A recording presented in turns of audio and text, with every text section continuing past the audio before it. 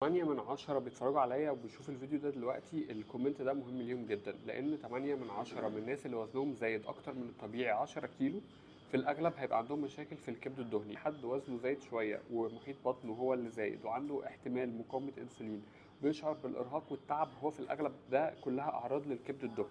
في ثلاث بقى مكملات مهمين جدا جدا لازم تاخدهم لو انت عندك كبد دهني. اول مكمل معانا مهم قوي ان انت تاخده ان اسيتايل سيستين. اولا هو بيعمل ثلاث حاجات مهمه قوي، هو بيزيد من انتاج الجلوتاثيون. الجلوتاثيون ده مضاد اكسده مهم قوي لصحه الكبد، دي رقم واحد. رقم اتنين هو بيزيل السموم، ده مهمه الكبد فهو بيحسن الموضوع دوت. ثالث حاجه هو بيصلح الخلايا المتضرره، يعني اللي هي حصل لها ضرر بالفعل من الكبد الدهني بيبدا يصلحها.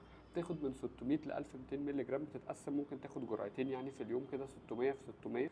المكمل التاني المهم طبعا اللي انتوا عارفينه كلها الاوميجا 3. الاوميجا 3 دايما بيقلل الالتهابات الزايده في الجسم وبيقلل الدهون الثلاثيه الحاجه الثالثه المهمه قوي فيتامين اي. فيتامين اي له دور فعال بيتكتب اصلا في بروتوكول العلاج من الكبد الدهني يعني، فهو مهم قوي. خد الثلاث حاجات دي مهمه. ما ينفعش تكون بتاخد نشويات بسيطه زي الدقيق الابيض وزي السكر وزي فاكهه كتير. الفاكهه من الحاجات الخطر جدا جدا، علم لي على دي في الفيديو. الفاكهه من الحاجات الخطر جدا ان انت تزودها، لان الفركتوز هو التمثيل الغذائي بتاعه في الكبد، فهو خلاص هنا في مشاكل. العصاير ما ينفعش تاخدها خالص، ولازم تبدا تدخل رياضه في يومك، دي من الحاجات المهمه قوي.